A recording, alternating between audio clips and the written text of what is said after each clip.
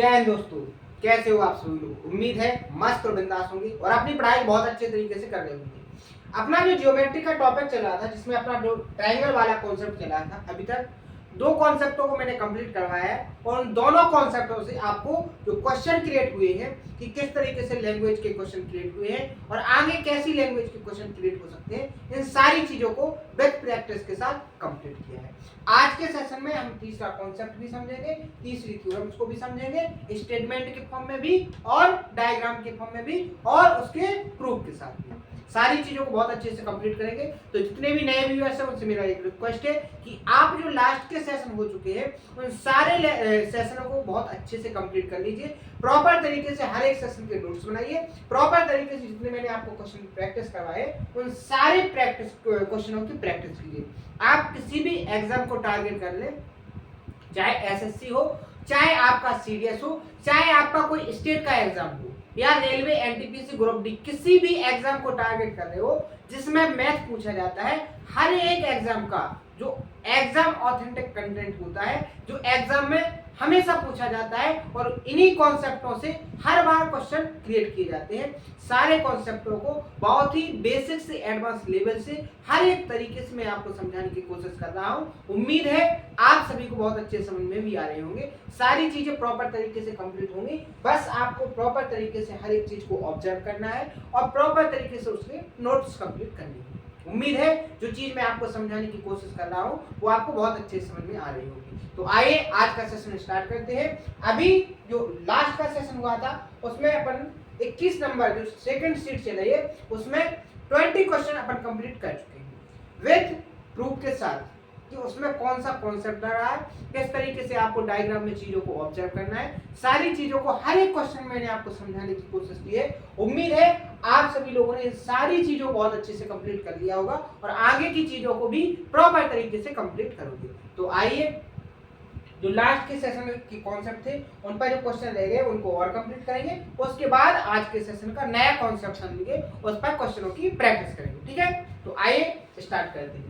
तो सबसे पहले तो क्वेश्चन को क्या करिए, आप सभी लोग रीड करिए कि क्वेश्चन आखिरकार क्या कह रहा है, उसमें कौन कौन सी चीजें गिवन है। ठीक है, क्योंकि जो चीजें आपको क्वेश्चन में दी जाती हैं उन्हीं की बेसिस पे जो एग्जाम के क्वेश्चन में आपसे चीजें पूछी जाएंगी वो आप निकालते हैं। बात समझ में आई? तो सबसे पहले तो आपको समझ में क्या आना चाहिए कि आपके क्वेश्चन में आपको दिया क्या गया है, उसके बाद आपसे क्वेश्चन ने पूछा क्या है। जब आपको दोनों चीजें बहुत अच्छे से कंप्लीट हो जाएंगी, बहुत अच्छे से समझ में आएंगी, तो आप उस क्वेश्चन की जो टेक्निक है जिससे आप उसका आंसर निकालोगे बहुत जल्दी आपका माइंड कैच करेगा। और जब कैच करेगा तो आप ये मान के चलिए टाइम के अंदर और बहुत अच्छे तरीके से, प्रॉपर तरीके से 100% एक्यूरेसी के साथ आपका आंसर बिल्कुल सटीक आएगा और आप टाइम के अंदर अपने ऑप्शन को टिक कर देंगे। बात समझ आए? तो सबसे पहले क्वेश्चन को रीड करिए। ठीक है, क्वेश्चन में क्या कहा गया है कि in the given figure QS is external angle. जो QS है उस पर एक जो y कोण है वो बनाया गया है, क्या कोण PQR। जो QS है वो एक्सटर्नल एंगल जो बनता है उसका क्या है, एंगल बाइसेक्टर, यानी कि ये आपका क्या हो गया, कोण समद्विबाहु। ठीक है, आगे क्वेश्चन में क्या कहा गया है, if PQ equal to RS, PQ के बराबर क्या दिया है, RS। ठीक है, आगे पढ़िए। आपको अल्फा की वैल्यू फाइंड करनी है। आपको किसकी वैल्यू फाइंड करनी है, अल्फा की वैल्यू फाइंड करनी है। कैसे करोगे? सबसे पहले तो जो उसने कहा है उसको फोकस कीजिए। उसने क्या कहा है कि एक जो PQ लाइन है, PQ पर उसको थोड़ा आगे बढ़ाया गया है, इस तरीके से आपको आगे बढ़ा के दिखाया। तो यहां जो एंगल बन रहा है, इस एंगल का ये जो QS है वो क्या है, एंगल बाइसेक्टर। यानी कि जितने इस कोण की वैल्यू है, जितना आपका ये वाला एंगल है उतना ही आपका ये वाला एंगल। बात समझ में आई? अब एक चीज बताइए आप, ट्रायंगल कौन से में, देखो इस वाले में, अगर ये एक्सटीरियर एंगल है, क्या है, ये जो हाईलाइट हो रहा है ये एक्सटीरियर एंगल है, तो इसकी वैल्यू क्या होगी, इस ट्रायंगल के जो इंटीरियर एंगल है इनके सम के बराबर, तो क्या होगी 3 अल्फा और 1 अल्फा, दोनों के ऐड करोगे 4 अल्फा। अगर इस एंगल की वैल्यू 4 अल्फा है तो मैं आपसे पूछूं इस एंगल की वैल्यू क्या होगी, तो आप तुरंत जवाब दोगे क्या होगी, क्या होगी, बात समझ में आई, कितनी हो जाएगी, इस एंगल की वैल्यू भी कितनी हो जाएगी,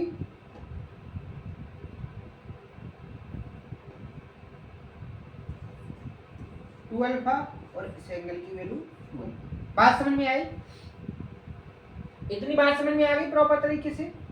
अब देखो दूसरे ट्रायंगल में जिन चीजों को मैं हाईलाइट करूं उन्हीं को समझने की कोशिश करना। आप ट्रायंगल आप इसमें देखिए, इस बड़े वाले ट्रायंगल जो मैंने हाईलाइट किया है, ये जो एंगल है इस ट्रायंगल का एक्सटीरियर बनेगा कि नहीं बनेगा, बनेगा कि नहीं बनेगा, बिल्कुल बनेगा। इसकी वैल्यू कितनी है आपकी 2 अल्फा, कितनी है 2 अल्फा, यानी कि वाई कोण की वैल्यू आपकी अगर 2 अल्फा है तो मैं आपसे पूछूं कि एक कौन कौन से एंगल की वैल्यू होगी, तो आप तुरंत जवाब दोगे इस एंगल और इस एंगल का सम होगा, होगा कि नहीं होगा। अब आप एक बात समझिए, अगर इस एंगल की वैल्यू अल्फा है और इसकी 2 अल्फा हो रही है तो ये एंगल कितना बचेगा आपका, अल्फा बचेगा कि नहीं बचेगा, बिल्कुल बचेगा, बचेगा कि नहीं बचेगा। एक चीज और समझिए, इसी ट्रायंगल में देखो, इस वाले ट्रायंगल में अगर ए एंगल और ए वाला एंगल दोनों कैसे हैं, सेम है, तो इनके आमने सामने की जो साइड होगी कौन सी, देखो ए वाली साइड और ए वाली साइड बराबर होगी कि नहीं होगी। तो आप यहां से कह सकते हो क्या कि ये जो साइड होगी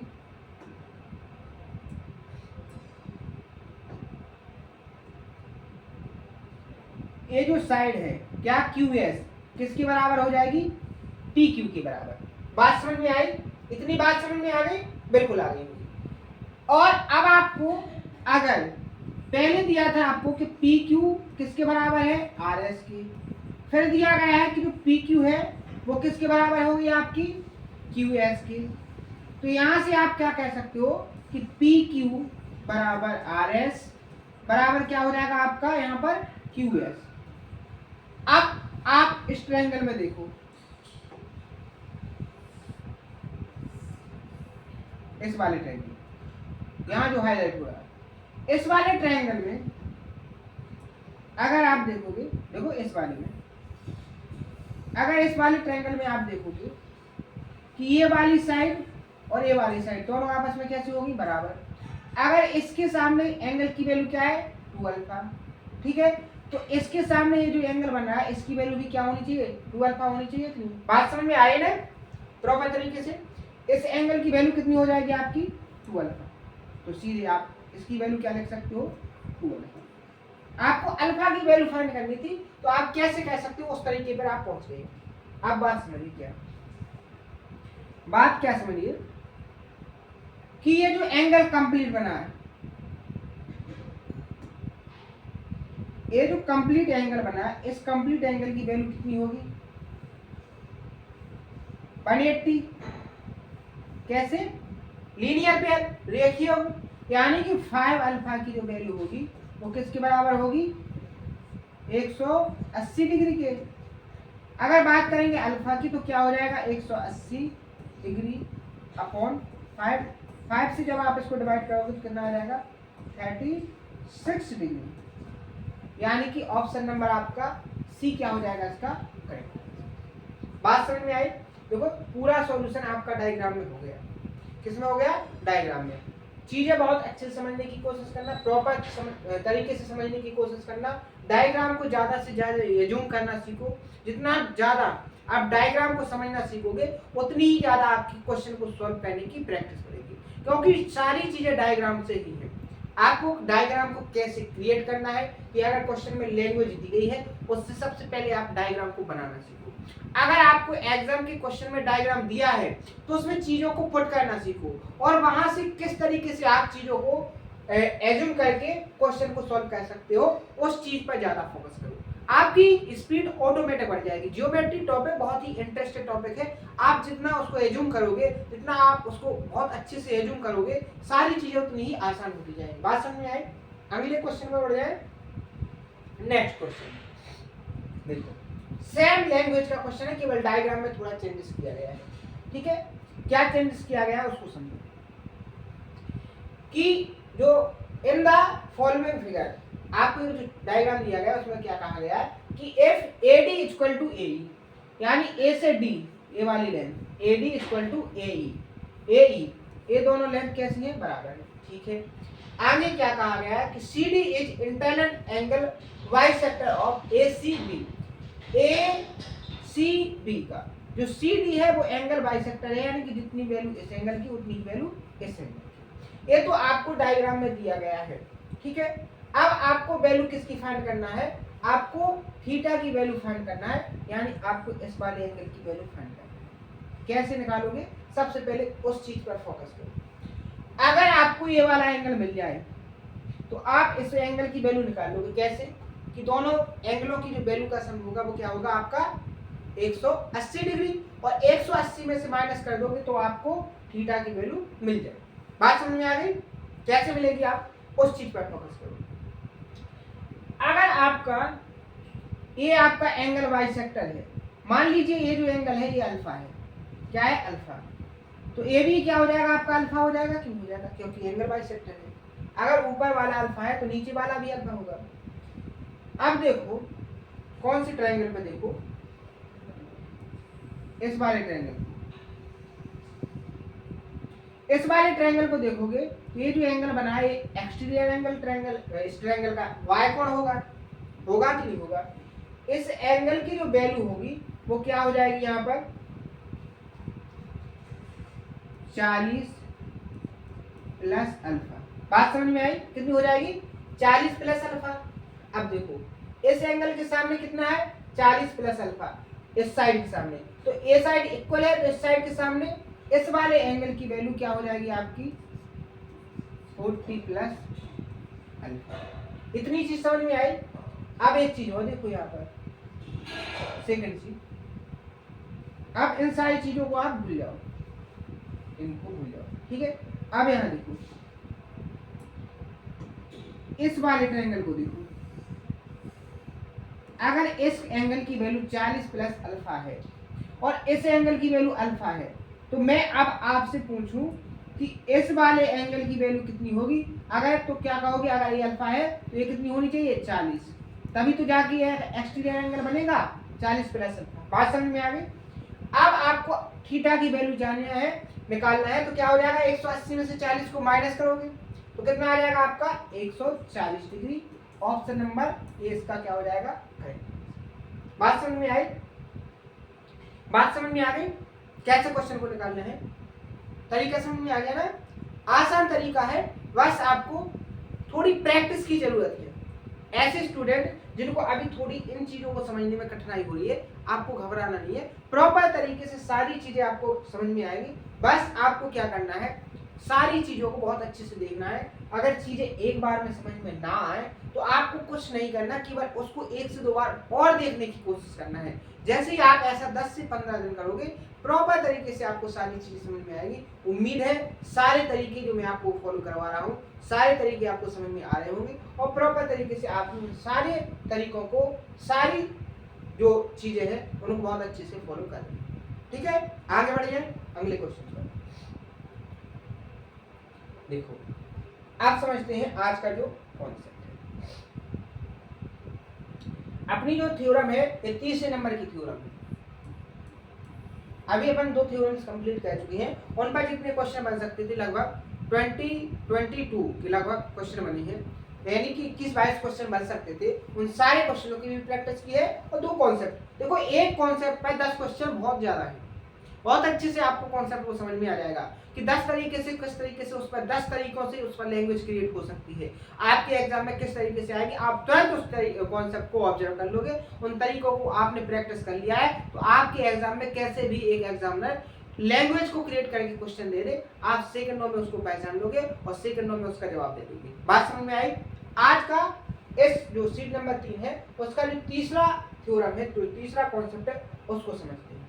कॉन्सेप्ट क्या है, प्रॉपर तरीके से समझना। विद प्रूफ के साथ मैं आपको समझाऊंगा, विद क्वेश्चन पर प्रैक्टिस, इस पर किस तरीके से क्वेश्चन क्रिएट हुए हैं, उन सारी चीजों को मैं आपको बताऊंगा। तो सबसे पहले आप चीजों को देखिए। आपके सामने देखो एक ट्रायंगल दिया होगा,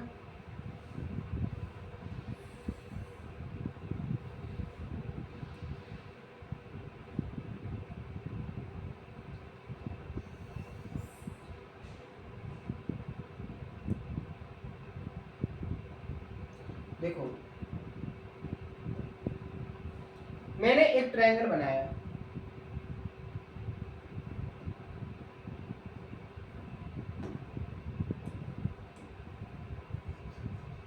आप थ्योरम को जितने अच्छे से समझोगे उतना ही आपको प्रैक्टिस आसान हो जाएगी। ठीक है, ए बी सी। अब आगे मैंने क्या काम किया कि इस ट्रायंगल की किन्हीं दो एंगल के angle bisector, internal angle bisector खींचे। मैंने क्या काम किया, एंगल बी का एंगल बाइसेक्टर और एंगल सी का बाइसेक्टर खींचे, यानी ये एंगल बाइसेक्टर हो गया और ये भी एंगल बाइसेक्टर हो गया। अगर ये एंगल बी था कंप्लीट तो ये क्या हो गया आपका b/2 और ये ऊपर भी क्या हो गया b/2। यहां भी क्या हो गया, सॉरी c/2। अगर कंप्लीट एंगल सी था तो ये c/2 और ये जहां पर ये दोनों एंगल बाइसेक्टर मिल रहे, मान लो वो पॉइंट क्या है आई, क्या है आई। इतनी चीज समझ में आई कि एक ट्रायंगल एबीसी है और उस ट्रायंगल में क्या है कि किसी दो ट्रायंगल के जो एंगल है उनके इंटरनल एंगल बाइसेक्टर खींचे और वो जाके किस पर मिलते हैं, वर्टेक्स आई पर मिल रहे। तो मैं अगर आपसे पूछूं कि इस वाले एंगल की वैल्यू क्या है तो डायरेक्ट कॉन्सेप्ट बनता है कि एंगल BIC इक्वल टू क्या होता है 90 प्लस जो दो पर तो आपने क्या खींच लिए आंतरिक कोण समद्विभाजक, जो तीसरा कोण बचा है उसका क्या करना पड़ेगा आपको आधा। ये आपका क्या है कॉन्सेप्ट, ये आपका क्या बन गया यहाँ पर कॉन्सेप्ट। तो इसको प्रॉपर तरीके से नोट कर लीजिए। अब बहुत सारे स्टूडेंट बोलेंगे कि ये कहां से आया, तो उसको समझ आते हैं। आप समझो इसका प्रूफ कि कैसे ये आता है। तो अगर मैं आपसे बात करूं कि एंगल BIC की वैल्यू प्रॉपर तरीके से क्या होगी, एंगल BIC इक्वल टू क्या हो जाएगा, अगर ये एंगल B/2 और ये C/2, अगर इस एंगल की बात करें तो आप क्या कहोगे कि 180 माइनस एंगल ए और ए का सम कर दो। तो आप यहां देखोगे 180 माइनस क्या हो जाएगा B/2 प्लस C/2 होगा कि नहीं होगा। अब मैं प्रूफ समझा रहा हूं, ऐसे स्टूडेंट जिनको प्रूफ समझने में थोड़ी कठिनाई होती है वो केवल डायरेक्ट कॉन्सेप्ट को याद रख सकते हैं, लेकिन अगर आपकी थोड़ी भी क्षमता है, थोड़ा भी ऐसा जुनून है कि आपको उसका जो प्रूफ है उसको भी समझना है, तो आप प्रॉपर तरीके से उसको समझने की कोशिश कीजिए। आगे बहुत ही हेल्पफुल होगा, क्योंकि आगे जो एडवांस थोड़े डिफिकल्ट लेवल के कॉन्सेप्ट आना है उनको समझने में आपको ये जो आपको अभी यहाँ प्रूफ समझा रहे हैं इनसे बहुत आसान हो जाता है। आई बात समझे, आपके माइंड को थोड़ा जोर डालिए, उस पर क्या होगा कि सारी चीजें प्रॉपर तरीके से जब आपको स्टार्टिंग से आएंगी तो आगे की चीजें आपको ऑटोमेटिकली समझ में आने लगेंगी। बात समझ में आई। अब यहाँ देखो, अगर इसको आगे और सॉल्व करोगे तो क्या आ जाएगा 180 माइनस, यहाँ एलसीएम लोगे तो ऊपर क्या हो जाएगा B प्लस C/2 हो जाएगा कि नहीं हो जाएगा। अब मैं अगर बात करूं कि एक ट्रायंगल है ABC और B प्लस C की वैल्यू को आप क्या लिख सकते हो, तो आप क्या कहते हो कि A plus B plus C equal to कितना होता है 180 डिग्री। अगर मैं B प्लस C की वैल्यू निकालूं तो आप B प्लस C के प्लेस पर क्या लिख सकते हो 180 माइनस A लिख सकते हैं कि नहीं लिख सकते, बिल्कुल लिख सकते हैं। तो इसी तरीके से आप यहाँ पर क्या कर सकते हो 180 माइनस यहाँ क्या लिख सकते हो 180 को जब 2 से भाग दोगे तो क्या आ जाएगा आपका यहाँ पर 90 डिग्री, और माइनस A को जब 2 से भाग दोगे तो A/2 आएगा कि नहीं आएगा। आगे सॉल्व करोगे तो 180,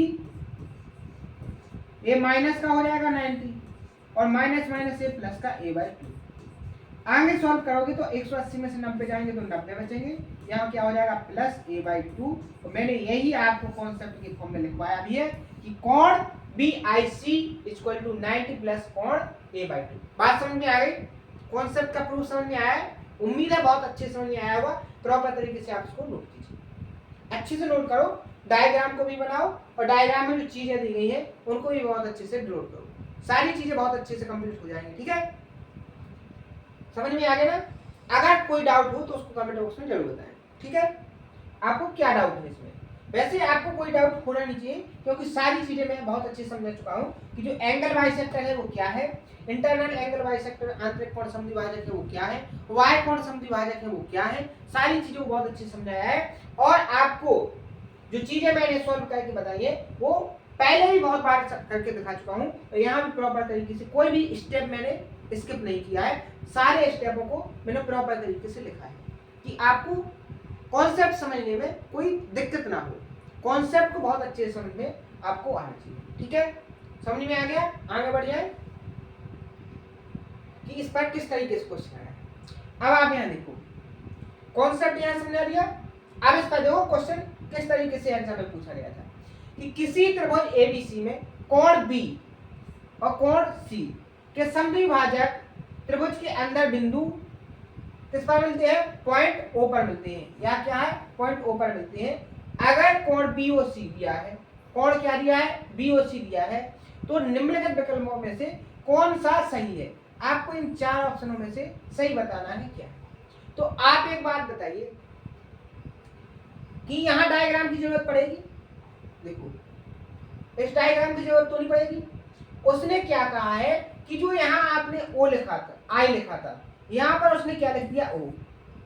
तो यहाँ पर कोण अगर मैं बात करूं BOC की वैल्यू क्या हो जाएगी? 90 प्लस कोण a/2 होगी कि नहीं होगी?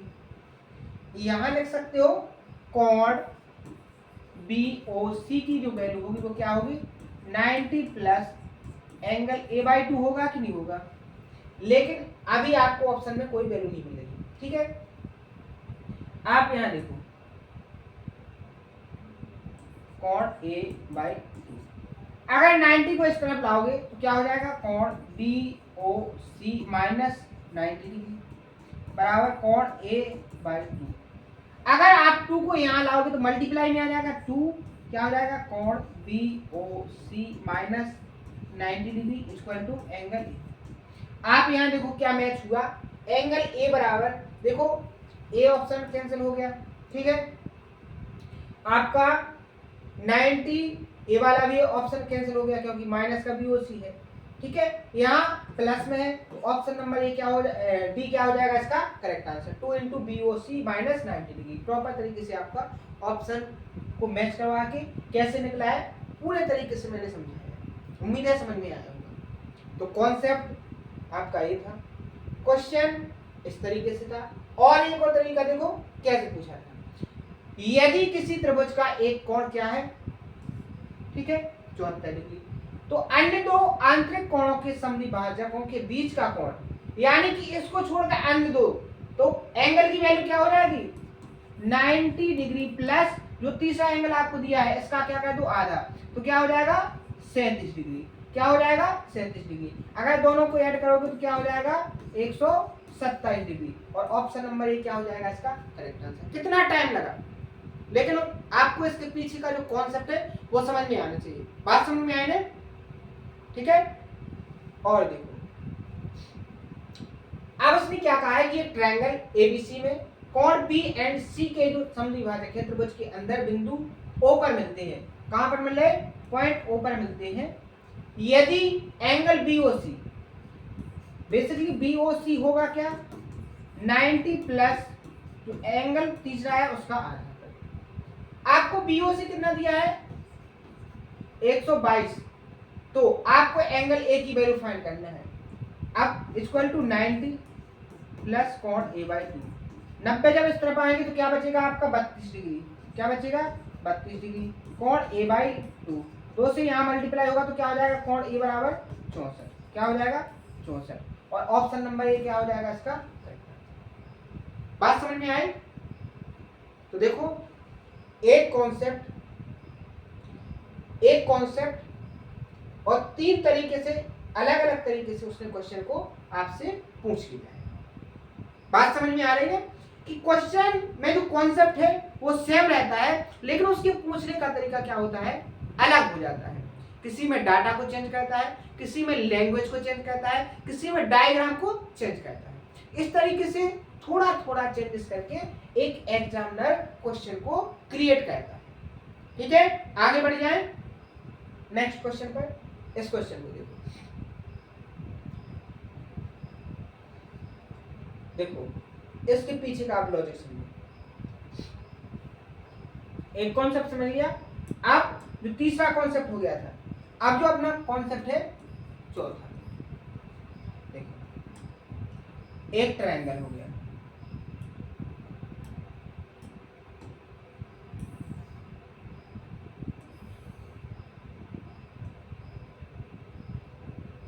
मैंने आपके सामने एक ट्रायंगल बनाया,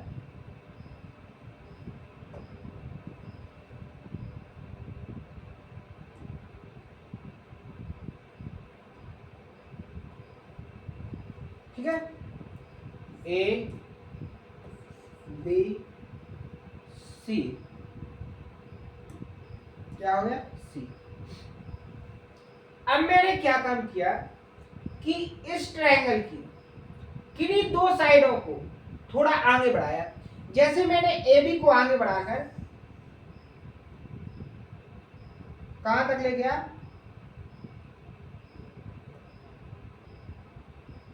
ए बी को आगे खींचा और पॉइंट डी तक ले गया।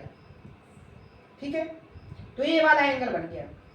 इसी तरीके से मैंने क्या काम किया, ए सी को थोड़ा आगे खींचा और ई तक ले गया।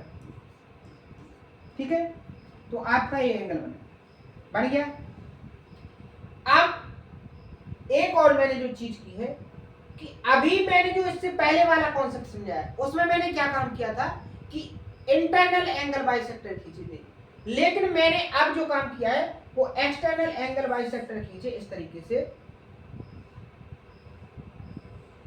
ठीक है, समझने की कोशिश करना। और वो एक दूसरे को पॉइंट कहां पर मिल रहे हैं,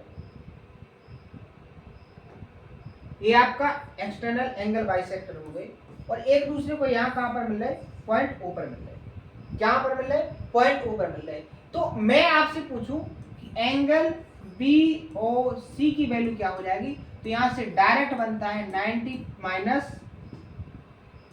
एंगल, जो तीसरा एंगल बचा है एंगल ए बाई 2। अच्छे से नोट कीजिए, माइनस एंगल ए बाई 2। तो यहां से आपकी 2 थ्योरम्स बनी है कि जब आप इंटरनल एंगल बाइसेक्टर खींचोगे तो 90 प्लस ए बाई 2 होगा, जब आप एक्सटर्नल एंगल बाइसेक्टर खींचोगे तो 90 माइनस ए बाई 2 होगा। प्रॉपर तरीके से ध्यान रखना। देखो एक साथ में दोनों कॉन्सेप्ट को समझाने की कोशिश करूंगा। देखो आपके अंदर कोई डाउट नहीं रहना चाहिए। अगर ये क्या है, आपका एक ट्रायंगल है,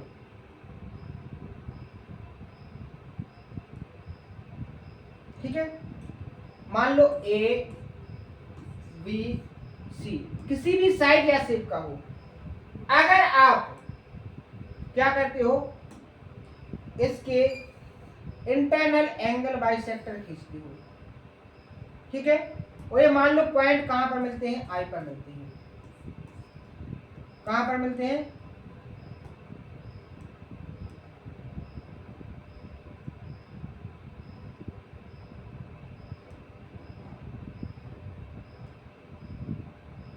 ठीक है।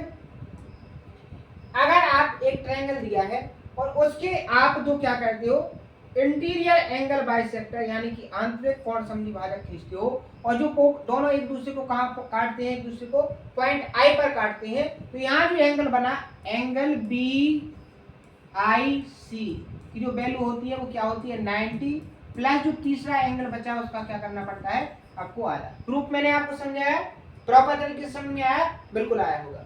दूसरी चीज, अगर वहीं आप क्या करो कि कोई दो साइडों को आगे बढ़ा दो, जैसे मैंने ए बी को आगे बढ़ाया और ए सी को आगे बढ़ाया, ठीक है, ए बी को आगे बढ़ाया और ए सी को आगे बढ़ाया।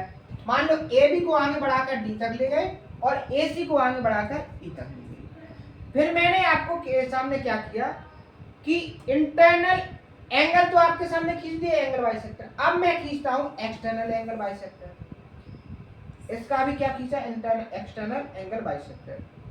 और ये जो एक्सटर्नल बाह्य कोण समद्विभाजक है, ये एक दूसरे को पॉइंट मान लो ओ पर काटते हैं। कहां पर काटते हैं, यहाँ जो पॉइंट पर काट रहे हैं ये ऊपर काटते हैं। तो अगर मैं आपसे पूछूं कि एंगल BOC की वैल्यू क्या होगी, तो यहाँ क्या होता है 90 माइनस एंगल A/2। दोनों कॉन्सेप्ट समझ में आ गए। पहले मैंने अलग अलग समझाया, फिर दोनों को एक ही डायग्राम में समझाने की कोशिश की है। डिफरेंस आपको डायरेक्ट समझ में आना चाहिए कि क्वेश्चन के कॉन्सेप्ट में कितना चेंजेस है। अब देखो कि इस वाले कॉन्सेप्ट पर, इस वाले को तो मैंने करवा दिया कंप्लीट, कॉन्सेप्ट और कॉन्सेप्ट पर किस तरीके से क्वेश्चन आए उनको प्रैक्टिस करवा दिया। अब देखो इस वाले कॉन्सेप्ट से किस तरीके से क्वेश्चन आए, बात समझ में आ रही है। तो देखो आपको देखो कि त्रिभुज ABC की भुजाओं AB और AC को आगे बढ़ाया, AB और AC को आगे बढ़ाया P और Q तक, ठीक है, बढ़ाया जाता है। कोण CBP, देखो अगर यहां देखो, यहां मान लो P है और यहां Q है। देखो डायरेक्ट कॉन्सेप्ट वाले क्वेश्चन, CBP ये वाला एंगल, और कौन सा BCQ ये वाला एंगल, दोनों की जो एंगल बाइसेक्टर है वो कहां पर मिल रहे हैं, एक दूसरे को पॉइंट O पर मिलते हैं, ठीक है। कोण A की वैल्यू जो है वो कितनी है 44 डिग्री। यहाँ जो एंगल ये दिया है इसकी वैल्यू कितनी दी गई है 44 डिग्री। तो आपको जो फाइंड करना है कोण BOC, यहाँ जो O पर मिल रहे BOC, तो वैल्यू आपकी क्या हो जाएगी डायरेक्ट 90 माइनस 44 का आधा करोगे तो कितना हो जाएगा 22, और 90 से क्या जाएंगे आपके 22 जाएंगे, तो आपका क्या हो जाएगा यहाँ 22 को क्या करोगे माइनस, तो क्या हो जाएगा आपका 68 डिग्री, क्या हो जाएगा 68। और अब आपको क्या करना है 68 का भी क्या करना है, सॉरी यहाँ पर आधा करना था, ठीक है। यहाँ देखो और आगे भी दिया गया उसका, इसका क्या निकालना था आपको 1/2, तो इसका आप 1/2 करोगे तो क्या आ जाएगा आपका आंसर 34 डिग्री, और ऑप्शन नंबर सी क्या हो जाएगा इसका करेक्ट। बात समझ में आई, बात समझ में आ गई, क्वेश्चन की लैंग्वेज समझ में आ गया कि एक एग्जामिनर क्या पूछ सकता है, ठीक है। एक और क्वेश्चन देखो, इस क्वेश्चन को देखो कि PQR की भुजा PQ और QR को S और T तक बढ़ाया गया है, SQR और TRQ के विभाजक Q पर मिलते हैं यदि TQUR की वैल्यू कितनी है 79 डिग्री, यानी कि 79 की जो वैल्यू होगी वो क्या होगी 90 माइनस जो तीसरा एंगल है क्या, यहाँ Q आ गया और R, तो P एंगल P/2 यही होगी। अब आपको P की वैल्यू निकालना है 90, ये वाला एंगल इस तरफ आएगा तो कोण P/2 प्लस का हो जाएगा, 79 उस तरफ जाएंगे, 90 में से 79 जाएंगे कितने बचेंगे 11, तो कोण P की वैल्यू क्या आ जाएगी 2 से मल्टीप्लाई हो जाएगा तो 22 डिग्री। ऑप्शन नंबर डी क्या होगा इसका करेक्ट। बात समझ में आई, क्वेश्चन का सॉल्यूशन समझ में आ रहा है ना।